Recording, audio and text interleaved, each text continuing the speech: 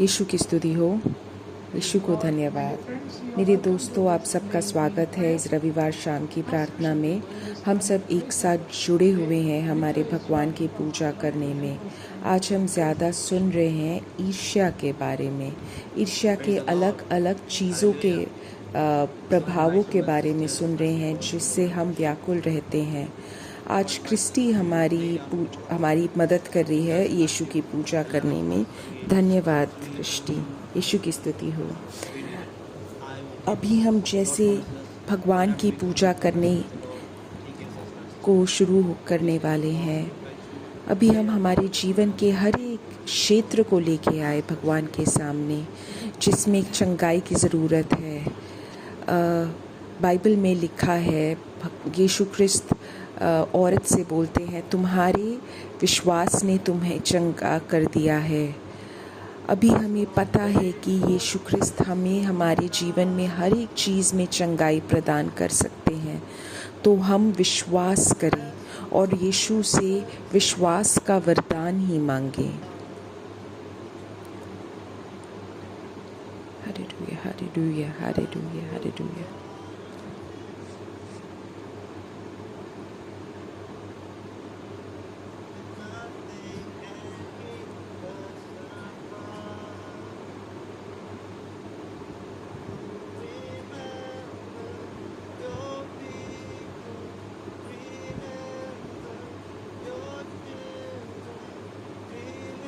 मुझे आपकी ज़रूरत है। मेरा हृदय आप खोल दीजिए। आपकी ही छवि मैं अपने हृदय में देख पाऊँ। मैं जो कुछ भी हूँ, मैं आपको समर्पित करती हूँ। मुझे विश्वास दीजिए कि मैं जो आपने बोला है उस पे भरोसा रखूं कि आप अच्छे हो और आपका प्रेम बहुत बड़ा है। मैं अंदर से टूटी हुई हूँ। मैं आपको अपना जीवन प्रदान करती हूँ।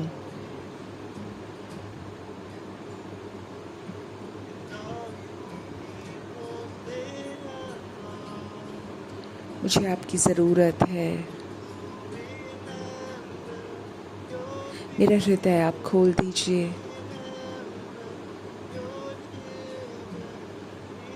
मैं आपको समर्पित करती हूँ अपना पूरा। मुझे आपकी ज़रूरत है। अंधकार के बीच में अंधकार को आप हटा दीजिए। मेरे जीवन के हर एक क्षेत्र को आप पवित्र बना दीजिए। मैं जो कुछ भी हूँ, मैं आपको समर्पित करती हूँ।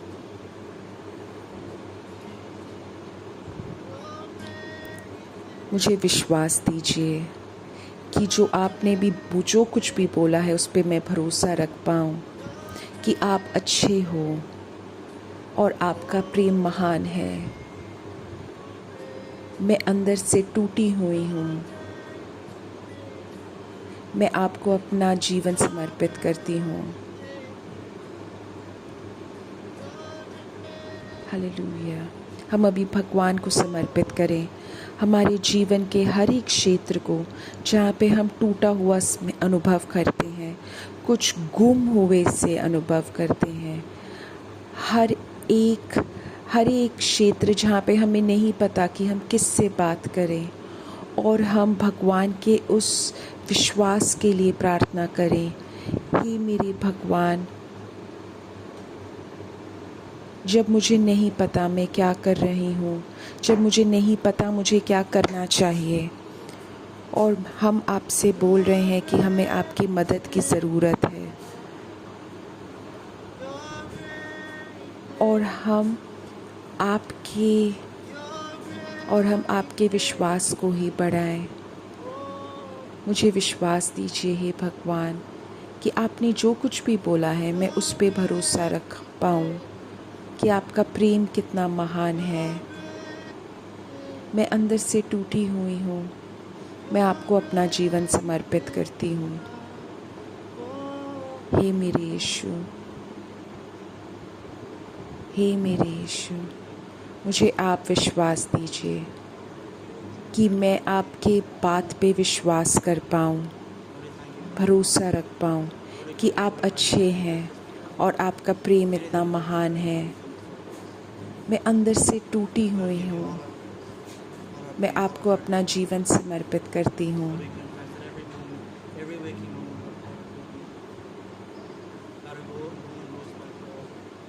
हे मेरे यीशु ख्रिस्त, हम सब कुछ सब लोगों को समर्पित करते हैं जो अभी इस प्रार्थना में जुड़ रहे हैं। आप जानते हैं, हम जानते हैं कि हम कमज़ोर हैं, लेकिन आपके विश्वास से ही हमारे अंदर शक्ति आती है। और हम हर एक क्षेत्र को समर्पित करते हैं जहाँ पे हम कमज़ोर महसूस करते हैं कि आपके विश्वास से, आपके प्रेम से उस क्षेत्र में शक्ति आ जाए। मेरा शरीर टूट जाएगा, लेकिन मेरा भगवान महान है। मैं कमज़ोर हो सकती हूँ, लेकिन आपकी पवित्र आत्मा मेरे अंदर शक्तिशाली है। मेरा बदन टूट जाएगा, हे मेरे भगवान, लेकिन आप कभी नहीं टूटोगे। मैं कमज़ोर हो सकती हूँ, लेकिन आपकी पवित्र आत्मा मेरे अंदर शक्तिशाली है।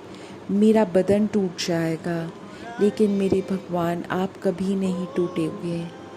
मैं कमज़ोर हूँ, लेकिन मेरे अंदर आपकी पवित्र आत्मा शक्तिशाली है। मेरा बदन टूट जाएगा, लेकिन हे मेरे भगवान आप कभी नहीं टूटोगे। मुझे विश्वास दीजिए कि मैं भरोसा रख पाऊँ आप पे कि आप अच्छे हैं और आपका प्रेम इतना महान है। मैं अंदर से टूटी हुई हूँ। हे मेरे भगवान, मैं आपको अपना जीवन समर्पित करती हूँ। आप महान हो। और अभी एक क्षण के लिए हम जहाँ पे भी हैं, हम हमारे भगवान को समर्पित करते हैं। आप चाहिए तो अपना हाथ बढ़ा दीजिए, हम आपको समर्पित करते हैं। हम हमारे भगवान को समर्पित करते हैं। यीशु ख्रिस्त आपकी स्तुति हो, यीशु ख्रिस्त आपकी स्तुति हो, यीशु ख्रिस्त आपकी स्तुति हो। हालेलुया, हालेलुया मेरे यीशु, हालेलुया मेरे यीशु, हालेलुया मेरे यीशु, हालेलुया मेरे यीशु। धन्यवाद मेरे यीशु ख्रिस्त, धन्यवाद, धन्यवाद मेरे यीशु ख्रिस्त। हम आपको पूर्ण समर्पित करते हैं, हम आपको अपना सब कुछ देते हैं। हे मेरे यीशु, हे मेरे यीशु। हम एक प्रार्थना की तरह इस गीत को गाते हैं। मुझे विश्वास दीजिए कि जो आपने कहा है मैं उस पर भरोसा रख पाऊँ कि आप अच्छे हो और आपका प्रेम इतना महान है। मैं अंदर से टूटी हुई हूँ, मैं आपको अपना जीवन समर्पित करती हूँ। हे मेरे यीशु, हे मेरे यीशु। मेरे दोस्तों, यीशु अभी किसी परिवार को चंगाई प्रदान कर रहे हैं जिनके जीवन में बहुत ज़्यादा मुश्किल परिस्थितियाँ आई हैं 5 साल से। उनके आर्थिक व्यवस्था बहुत ज़्यादा खराब है। अभी भगवान उस परिवार की मदद कर रहे हैं। यीशु ख्रिस्त के नाम के शक्ति से हम प्रार्थना कर रहे हैं। यीशु के नाम के शक्ति पे हम विश्वास करते हैं। आमीन। मेरे दोस्तों, आज हम विशेष रूप से प्रार्थना कर रहे हैं सारे लोग जिनको कैंसर हुआ है। अगर आप किसी के लिए प्रार्थना कर रहे हो कैंसर के लिए, जिसने तुमसे प्रार्थना आवश्यकता करी है, अभी उन्हें समर्पित करो। आज हम भगवान से पूछने जा रहे हैं सबके लिए, उनकी कृपा के लिए जिनको कैंसर कहीं पे भी हो। हे मेरे यीशु ख्रिस्त, आप इन लोगों पर अपना चंगाई वाला हाथ बढ़ाइए जो किसी भी प्रकार से व्याकुल हैं या किसी भी प्रकार से कमज़ोर हैं। यीशु के नाम के शक्ति से मैं प्रार्थना कर रही हूँ। यीशु के नाम के शक्ति विनती से मैं प्रार्थना कर रहा हूँ। हे मेरे यीशु क्रिस्त, आप अपने चंगाई वाला हाथ बढ़ाइए। जो लोग भी बीमार हैं, विशेष रूप से जिनको कैंसर है, अपने बदन में कहीं पे भी कैंसर है, जो लोग अभी ये आवाज़ सुन रहे हैं अपने बेड में, अपने अस्पताल में, अपनी कुर्सी में, हे मेरे यीशु क्रिस्त, उनको पूर्ण रूप से चंगाई प्रदान कीजिए। उनके बदन में जो भी दर्द है, जो भी बंधन है, आप उन्हें उससे बाहर निकालिए। आप उन्हें पूर्ण रूप से चंगाई प्रदान कीजिए। उनके दवाइयों के द्वारा उन्हें चंगाई प्रदान कीजिए। इस आवाज़ के द्वारा उन्हें चंगाई प्रदान कीजिए। उनको छूइए, उनको चंगाई प्रदान कीजिए। हे मेरे यीशु क्रिस्त, हे मेरे यीशु क्रिस्त, अभी हम फिर से गीत गाते हैं उन लोग के लिए, विशेष रूप से जो कैंसर से बीमार हैं, जिनके दोस्त भाई बंधु कैंसर से बीमार हैं।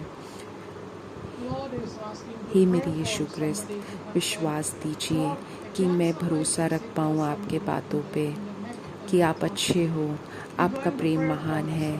मैं अंदर से टूटी हुई हूँ। मैं अपने जीवन को आपको समर्पित करती हूँ। अभी भगवान बहुत लोगों को चंगाई प्रदान कर रहे हैं जिनको कैंसर है।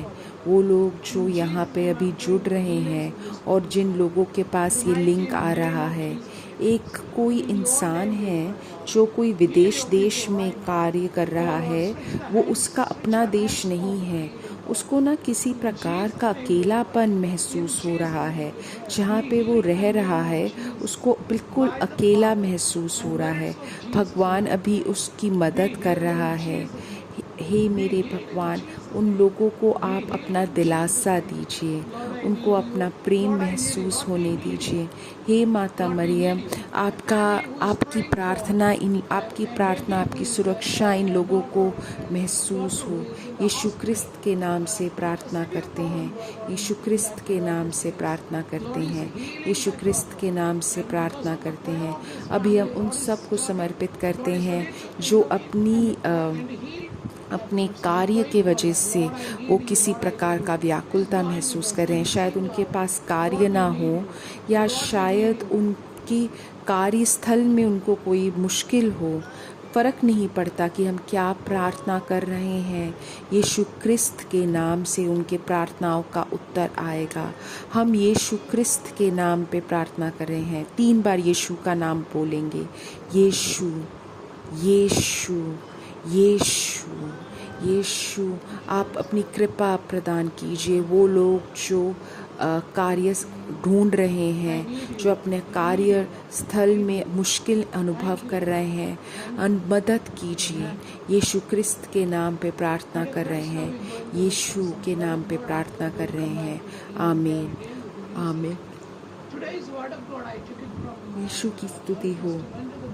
मेरे दोस्तों, आज का जो बाइबल का वचन है मैंने मरकुस से लिया है, अध्याय 10। एक छोटा सा वचन है, बट मैं उसको तोड़ रहा हूँ। लेकिन ऐसा नहीं है तुम्हारे बीच।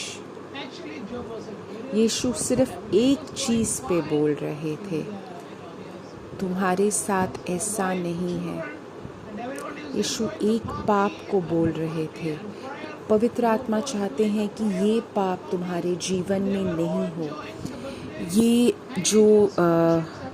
ये जो बाइबल का वाक्य है, उसका मूल वाक्य है मरकुस अध्याय 10। तुम्हारे पास अगर बाइबल है तो ये अध्याय उठाओ। इसकी जो कहानी है, याकूब और यहोवा की मम्मी उनके पास आई थी और उनने आके यीशु से बोला कि एक मेरे बेटों में से एक को अपने दाहिने हाथ और एक को अपने बाइने हाथ में लाओ। तो यीशु ने बोला, तुम नहीं जानते कि तुम क्या मांग रहे हो। क्या तुम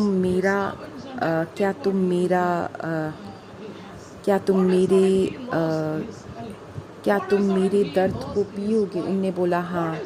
तब यीशु ने बोला कि मुझे नहीं पता कौन मेरे आए और बाएं बैठेगा। ये सिर्फ मेरे पिता जानते हैं। जब भगवान क्रूस पे चढ़े तो चोर थे उनके दाएं और बाएं। तो यीशु ने उसमें से कुछ उनको सीख देना चाहते थे। बाकी लोगों ने, बाकी उनके शिष्यों ने जब याकूब और यूहन्ना की ये मांग के बारे में जाना तो वो क्रोधित हुए। तो यीशु ने उन्हें ये समझाते हुए उनके पास बुलाते हुए बोला, तुम जानते हो कि जो गैर यहूदियों के शासक मान जाते हैं उनको और उनके महत्वपूर्ण नेताओं का उन पर प्रभुत्व है, लेकिन ये तुम्हारे प्रार्थना ग्रुप में नहीं होना चाहिए, तुम्हारे परिवार में नहीं होना चाहिए, तुम्हारे हृदय में नहीं होना चाहिए, तुम्हारे चर्च में नहीं होना चाहिए। तुम ये बाहरी दुनिया में है, बाहरी दुनिया में जैसे है वैसा तुम अपने हृदय में, अपने प्रार्थना ग्रुप में मत सोचो। तुम्हें ईर्ष्या महसूस हो रही है किसी पे, क्या तुम्हें किसी प्रकार का मूल्य कर रहे, क्या तुम किसी प्रकार का तुलना कर रहे हो अपने कार्यस्थल में, शायद तुम्हारे पढ़ाई करने के जगह में, शायद तुम्हारे प्रार्थना ग्रुप में, शायद तुम्हारे आस पड़ोस में। मेरे दोस्तों, इस प्रकार का ईर्ष्या मैं क्यों महसूस कर रही हूँ? क्योंकि मुझे लग रहा है कि मेरे हृदय के अंदर किसी प्रकार का गलत भाव है। मैं बहुत अमूल्य हूँ। बाकी इंसान मेरे जैसे क्यों बनने की कोशिश कर रहा है, मैं उससे बड़ा हूँ। लेकिन यीशु ख्रिस्त हमसे साफ रूप से बोल रहे हैं कि तुम में से जो बड़ा बनना चाहता है उसको बाकी लोगों का दास बनना चाहिए। हमें ये इस प्रकार के ईर्ष्या को हराना है।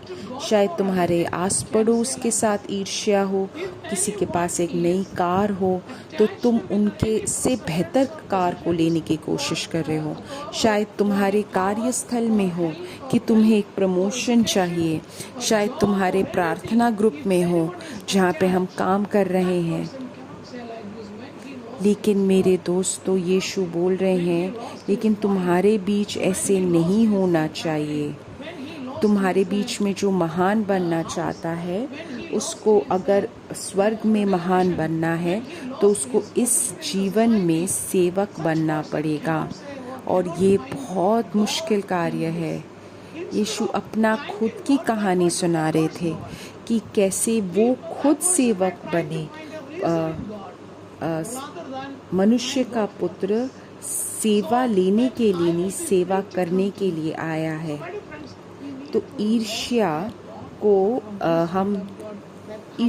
को हम हराते हैं बाकी लोगों के साथ बांटने में, अपने आप को समर्पित करने में। जो शैतान का ईर्ष्या है, हम उसके बारे में बाद में देखते हैं। तो मेरे दोस्तों, देखो, जिसको तुम्हारे बीच में पहला स्थान लेना है उसको बाकी लोगों का दास बनना पड़ेगा। मनुष्य का पुत्र सेवा लेने के लिए नहीं, सेवा करने के लिए आया है। और यीशु ख्रिस्त हम सब के बीच, और हम सब में से सबसे सही तो यीशु है। यीशु ने अपनी सारी कमज़ोरियों को अपने बदन में ले लिया और वो बहुत बड़े शून्य बन गए। वो एक ऐसे नेता हैं जो कभी-कभी हमारे नेता एक अच्छे एग्जाम्पल नहीं होंगे, शायद वो एक अच्छा उदाहरण नहीं होंगे, शायद हमारे चर्च के फादर एक अच्छे उदाहरण नहीं होंगे, शायद हमारे परिवार वाले एक अच्छे उदाहरण नहीं होंगे, शायद तुम्हारे बॉस नहीं होंगे एक अच्छे उदाहरण। तुम्हारे आस पड़ोस के लोग सब यीशु ख्रिस्त को उदाहरण की तरफ देखें। तुम यीशु ख्रिस्त को एक उदाहरण की तरह देखो। क्या तुम चाहते हो बाकी लोग तुम्हारी सेवा करें? नहीं, हमें ज़्यादा परिश्रम करना चाहिए कि हम स्वर्ग में एक अच्छा स्थान ले पाएं। उत्पत्ति 4:3-7 में देखते हैं केन और हाबेल के बीच में जो तुलना हुई, दोनों ने भेंट समर्पित किया भगवान को, लेकिन भगवान ने हाबील का भेंट स्वीकार किया। तो केन में ईर्ष्या आई, उसको लगा कि मैं बड़ा हूँ, मैं पहला हूँ, मैं सबसे अच्छा हूँ, मैं सही कर रहा हूँ। हाबील ने जो किया वही मैंने भी किया, लेकिन मेरे भेंट को कैसे भगवान ने अस्वीकार किया। मेरे दोस्तों, हाबील ने जानवर का सबसे अच्छा हिस्सा लिया।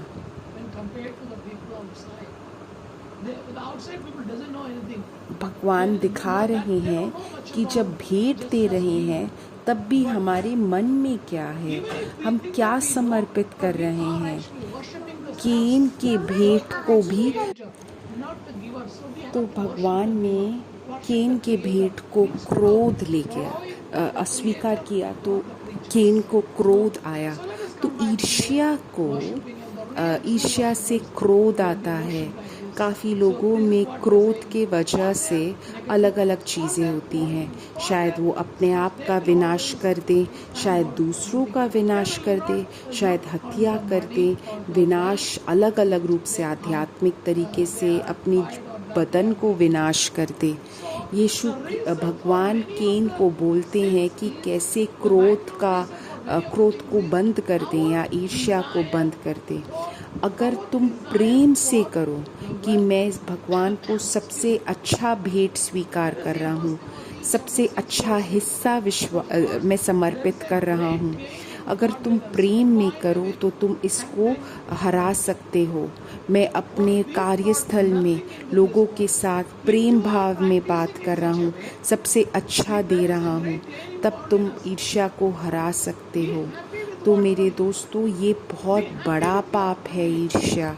उस ईर्ष्या से बहुत सारे और पाप हो जाते हैं, वो काफ़ी चीज़ों का अंत हो जाता है। इस बड़े पाप से केन ने अपने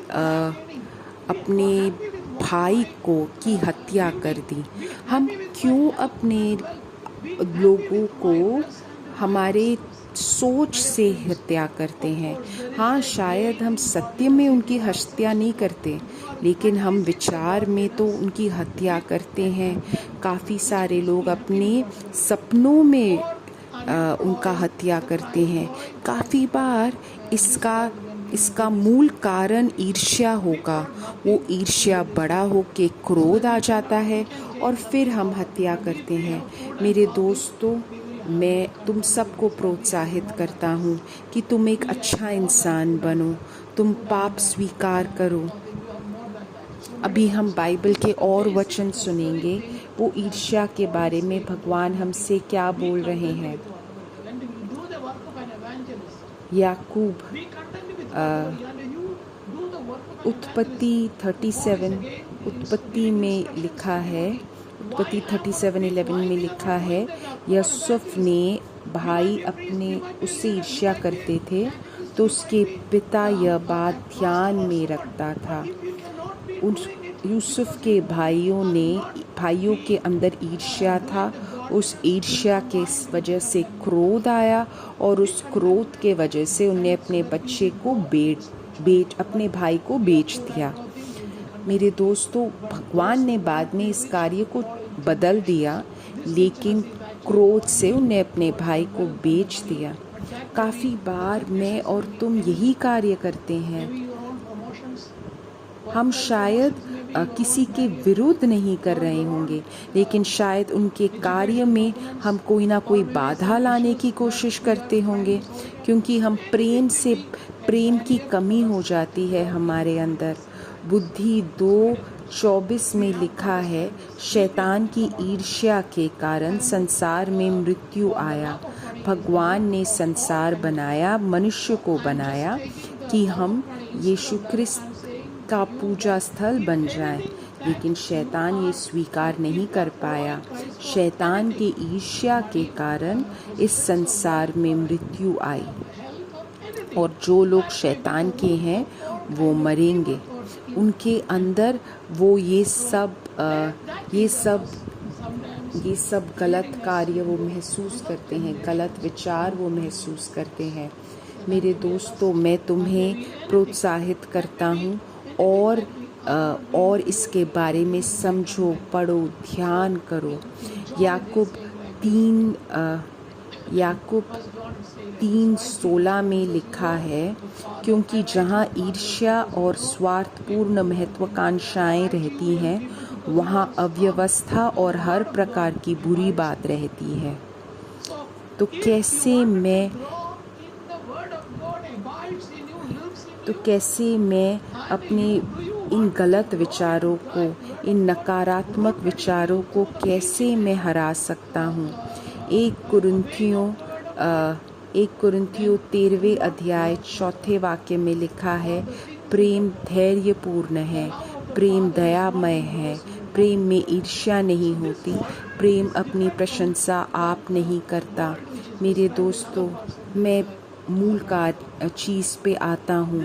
तुम्हें भगवान ने आशीष दिया है, भगवान की सुरक्षा तुम्हारे पास है। तुम कोशिश कर रहे हो कि तुम एक पवित्र जीवन धारण कर सको, तो तुम्हें ईर्ष्या महसूस नहीं करनी चाहिए, जैसे यूसुफ के भाई बहन महसूस करते थे। उन लोगों ने अपने भाई को बेच दिया, वो उसको अपने से दूर रखते थे, उनने एक कुएं में उसे डाल दिया। मेरे दोस्तों, ऐसी चीज़ हम शायद हमारे चरित्र में ये सब महसूस कर रहे हों। क्या तुम किसी प्रकार से ये महसूस कर रहे हो, तो पाप स्वीकार करो। फादर से बोलो कि तुम कैसे, तुम्हारे अंदर ईर्ष्या भरी हुई है, कि तुम बाहर आ पाओ और तुम एक नई सृष्टि बन पाओ भगवान की आंखों में। अगर तुम्हारे अंदर किसी प्रकार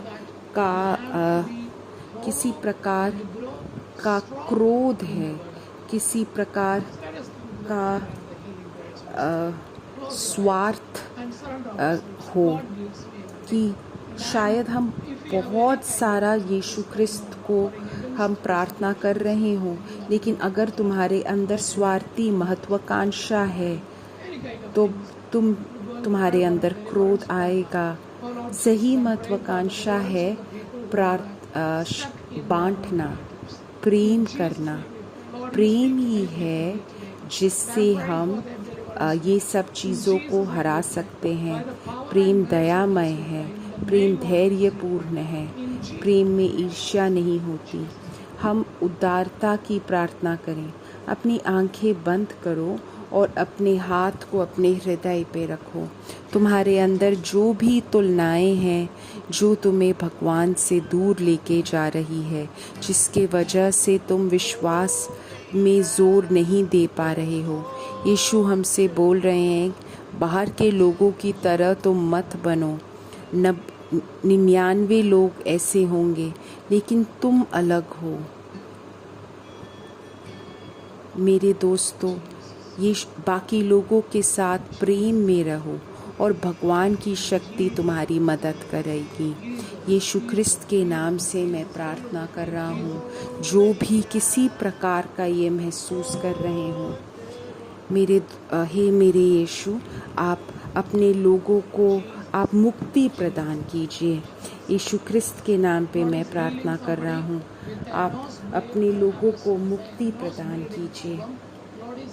अभी हम उन सारी प्रार्थनाओं को समर्पित करते हैं जो प्रार्थना आवश्यकताएं तुमने YouTube में लिखी हैं या इस प्रार्थना के समय में लिखी हैं।